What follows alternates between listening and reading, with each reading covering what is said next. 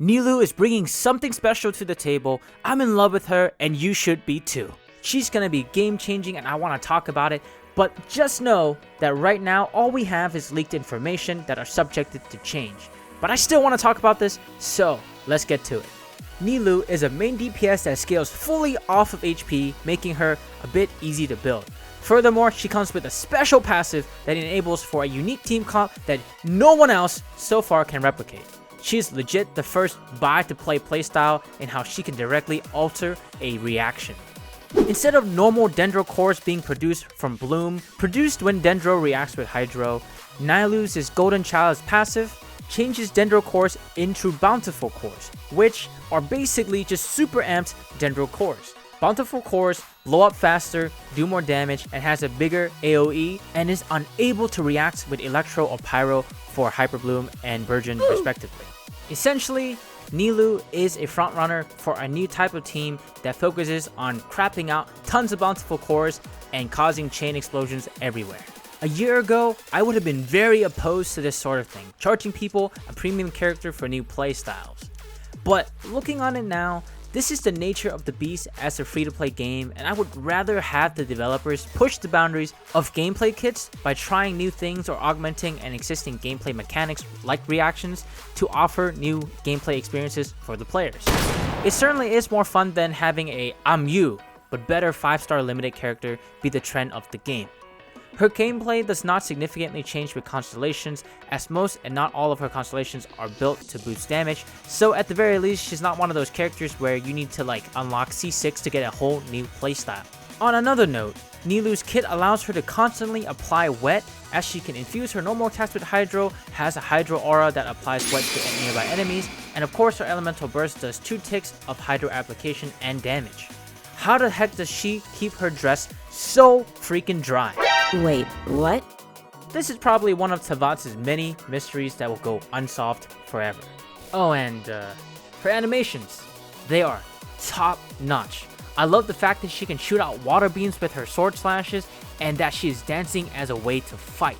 It is very reminiscent of Eula in a way and showcases a lot of personality for the character. Combine that with the fact that she does enable a different playstyle focusing on Bloom, I'm kinda curious as to how fun she is going to be. Since we're on the topic of playing her, I wonder what would be the best artifact sets that Nilou would prefer. Is it gonna be 4-piece Heart of Depths, or 2-piece Tenacity with 2-piece Heart of Depth, or a new artifact altogether? Based on the leaked information we have so far though, I don't even think the 4-piece passive for Heart of Depths would even work with Nilou's kit. To briefly explain, while Nilou is infused with Hydro using her elemental skill, her normal attacks scale as elemental damage. And if that is the case, then the 30% damage boost on normal attack and charge attacks from the 4-piece bonus of Heart of Depths would be for nothing. So yeah, right now it seems the 2-piece makes the most sense. While I am really excited for Nilou, there's one bittersweet part about her kit that bothers me, and I want to know what other people think as well. To reach her full power, Nilou is limited to a specific team makeup of Dendro and Hydro characters. One way we can look at this is that bountiful cores produced by Nilou's unique passive will be so massively OP and crazy strong that Hoyoverse did this to better control the balance of Nilou. This way, they know exactly every team combination that she'll be possibly in and balance characters that can be used with her accordingly. Or Hoyoverse is trying to FOMO people more with unique gameplay mechanics tied to characters. I'll leave that up to you. Let me know in the comments what you think. And if you have been enjoying this video so far, consider giving it a like and subscribing to this channel as well. The last thing I want to talk about is that she does scale off of HP, and the changes to Hydro Resonance giving 25% HP bonus only makes her that much stronger. Compared to the likes of Kokomi, she is the sword to Kokomi's shield. They are kind of foils to each other. Kokomi doesn't have a lot of things going for her in terms of raw damage potential due to her negative crit rate, but Nilou is the exact opposite. If you unlock her Constellations, she actually has a Constellation that gives her additional crit rate and crit damage for every 1000 point of HP that Nilou has. You pair them up together and well, you've got an unstoppable force that fully benefits from that HP resonance. Another one could be Yelan, but then you miss out on the healing. So yeah, unless we get a Dendro healer pretty soon, it is going to be Kokomi or Barbara who will fulfill this unique function of being a healer on Nilou's team comp of just Dendro and Hydro.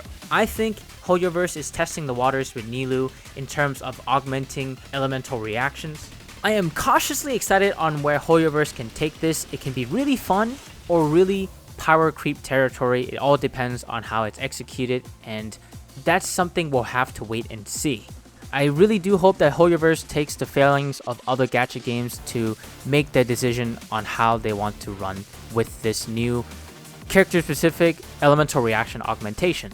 And speaking of other gacha games, I have been playing Tower of Fantasy recently. I made a list of features from Tower of Fantasy that I think Genshin Impact could really benefit from implementing into the game. Check out the video on screen right now if you are interested. My name is Varsona. Thank you.